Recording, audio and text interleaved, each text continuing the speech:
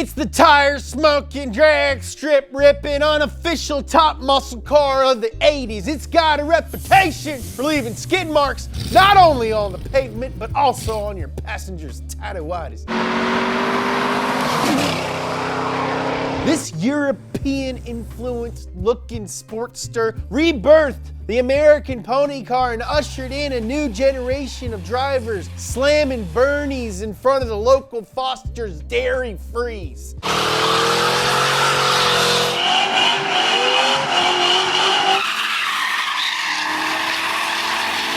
Buckle up, buckaroos, because this is everything you need to know to get up to speed on the Fox Body Mustang. Whoa!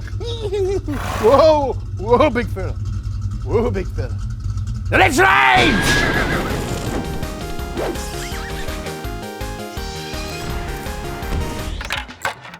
Oh, hi, I'm glad you're here. Donut just crossed 3 million subscribers. Thank you to every single one of you that have subscribed to our YouTube channel. To commemorate this moment, we're making a special edition 3 million subscribers sticker. It's only gonna be available for the next 72 hours. It's proof that you were here with us in this moment. If you come in 78 hours, sorry, pal, you're late to the game. This is for you guys. We have no plans of stopping anytime soon. Now back to work. This is how we make videos. Back when we did our up to speed on the Mustang, we gave the Fox Body less than a minute of love. We thought for a car with such a huge following and honestly such an interesting story, it deserved its own episode. So we're gonna look at how the Fox Body Mustang came about, how it brought muscle back into the American pony car scene, and why it has a cult following like virtually no other car.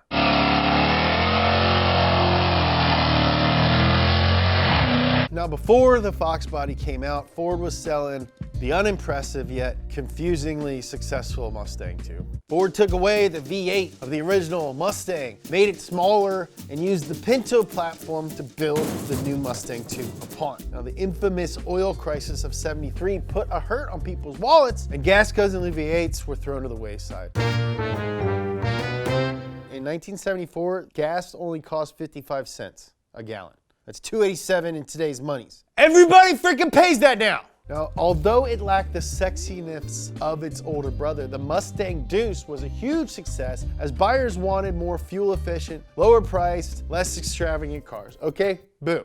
No thanks. Luckily, the oil crisis ended, and by the mid-70s, people were back to buying full-size honkers that drank gas like no one drinks milk. But the people over at Ford, they were smart, and they knew that all that gulping couldn't last forever. And they moved to build smaller, more fuel-efficient cars because they thought that that would be the name of the game in the future. So Ford engineers went to work building a new platform for their fleet of cars to build upon. They called it the Fox platform. Just to be clear, this is not the Fox Body Mustang. We're getting to the Fox Body, don't you worry. Ford wanted their new multi-car platform to be smaller, weigh less, have a wider engine bay than the Falcon chassis predecessor, and be versatile enough to put a bunch of different models on so you could drive around fast or you could tote your boring family around. Ford's Vice President of Product Planning and Research, Hal Sperlich, came up with the idea of a world car, a Ford product that appealed to both Americans and Europeans. And with Lee Iacocca's blessing, in 1973, Hal started the Fox platform. There would be 2 wheelbases, a long wheelbase that the Fairmont would be built on, and a short version for the Pinto, Cortina, and Mustang. There's a ton of cars built on the Fox platform. Mercury Zephyr, Ford Durango, Mercury Cougar, Lincoln Continental, Ford Thunderbird. And now that Ford was in the works on the new multi-platform chassis, we could start working on what the Mustang was gonna look like. It took 3 different design teams. A bunch of concept images were drawn up, even one based on a wagon, but in the end, Ford went with the stylings of Jack Telnack. He was the vice president of design for Ford Europe and knew that the smaller, more Euro-looking cars of the East might do well on the American market. The all-new 3rd gen Mustang debuted in 1979, the first Fox Body Mustang.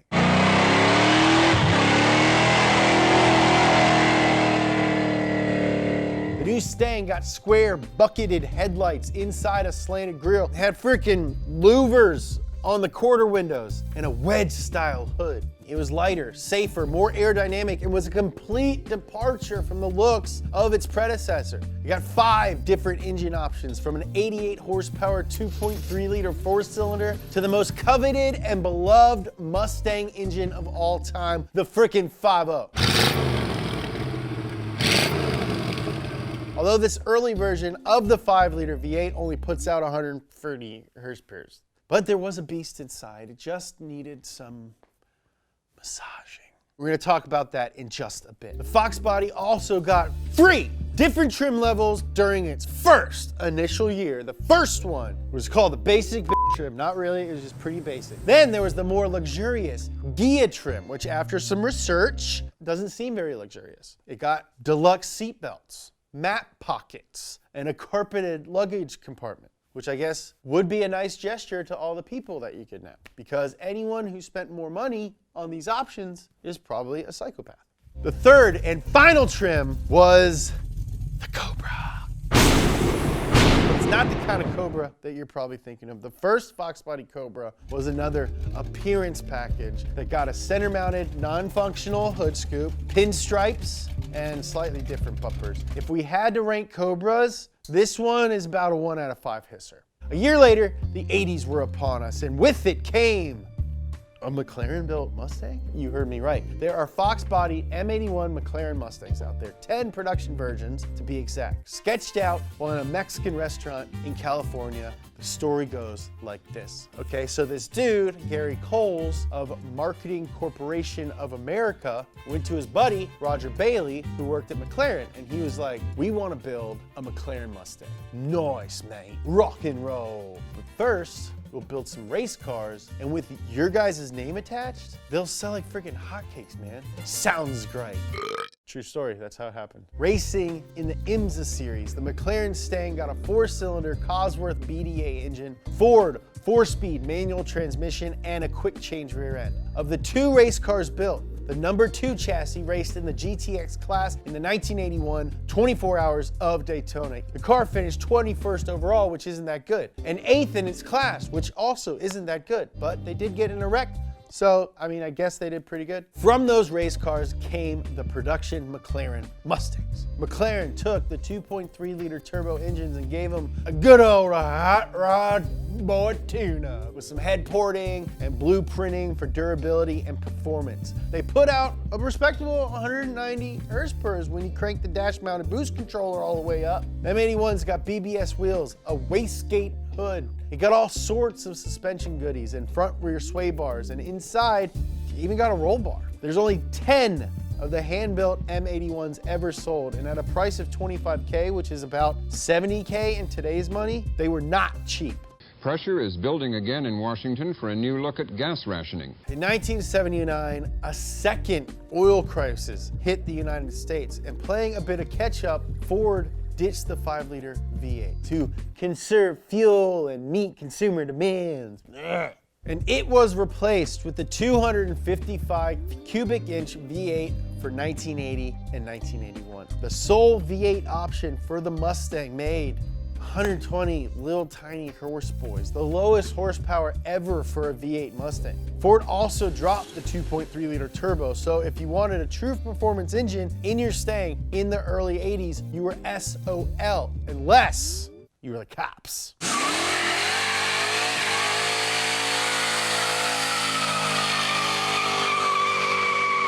1982, Ford produced some SSP models. SSP stands for Special Service Package. The California Highway Patrol asked for some Mustangs to test as fleet vehicles after they tested some 79 Chevy Camaros for 18 months and they weren't a good fit. The 5-liter 4-speed must have ticked off some boxes because the CHP bought 406. Y'all buckle up now. And a year later, Ford opened the SSP up to other law enforcement agencies. And these cars were made up until the Fox Body was retired. Police car Fox Bodies are so sick. The boss is back.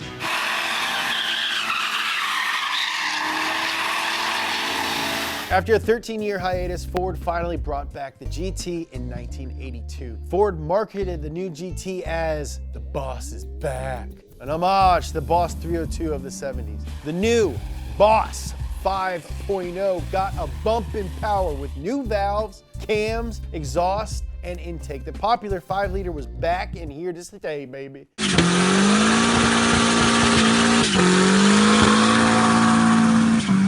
5-year-old Fox Body got some cosmetic upgrades a year later with a restyled front fascia that was more rounded and a new front grille. If you change the front, you gotta change the back, duh, plastic surgery freaking 101. And the rear end got new taillights and a new blue oval Ford emblem slapped on its boot. After 9 years of not being able to let your hair flap in the wind, you can finally get your little pony in convertible trim.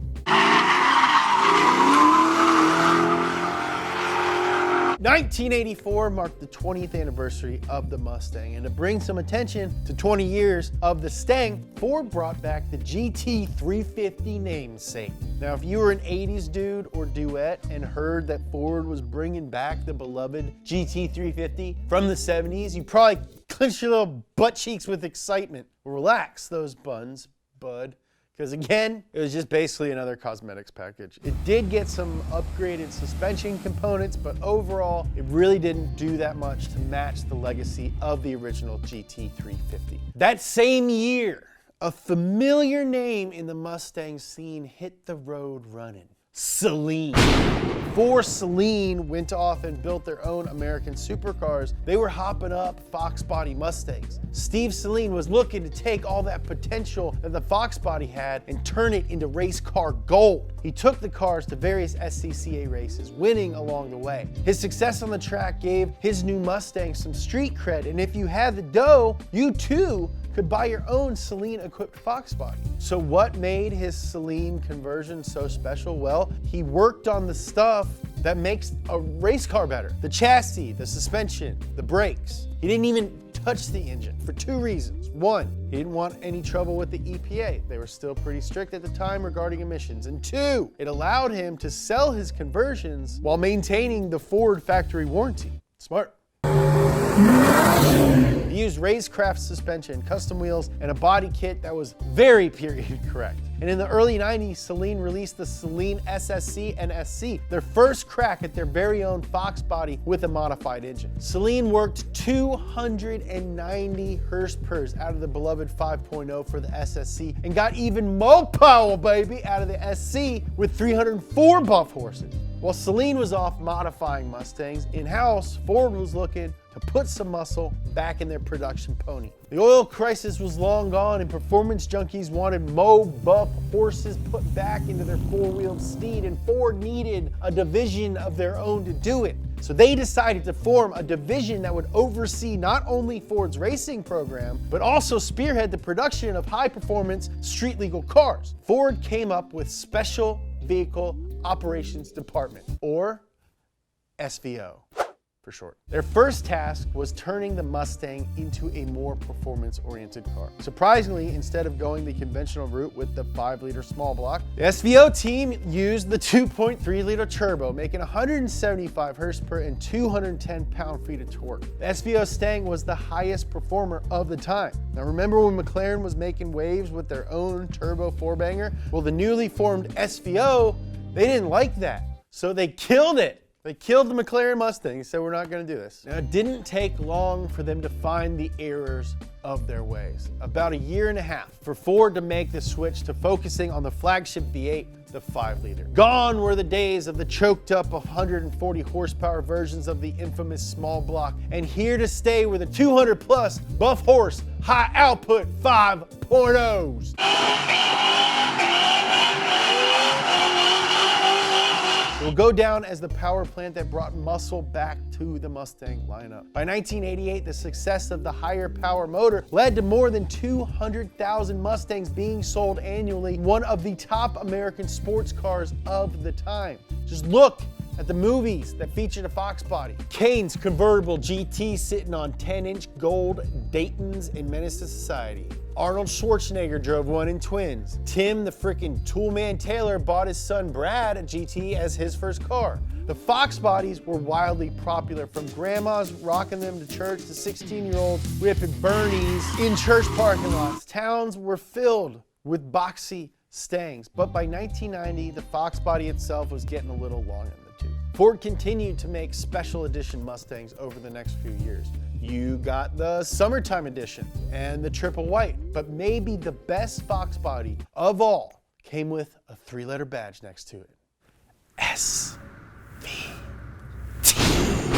SVT stands for Special Vehicle Team, and they made some of Ford's sickest performance cars throughout the years, like the freaking Lightning and the Focus. But SVT started it all with the Foxbody Cobra.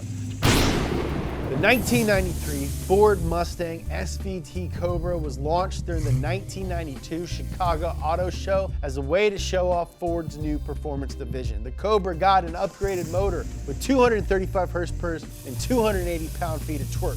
It could go from 0 to 60 in 5.9 seconds and run the quarter in 14.5. This was a full 5 out of 5 hisser with an upgraded transmission, rear disc brakes, and the best looking wheels ever to come on a Fox body. The Cobra was a freaking beaut. The only other Mustang that could best the Cobra was the Cobra R. Why? Because R stands for racing.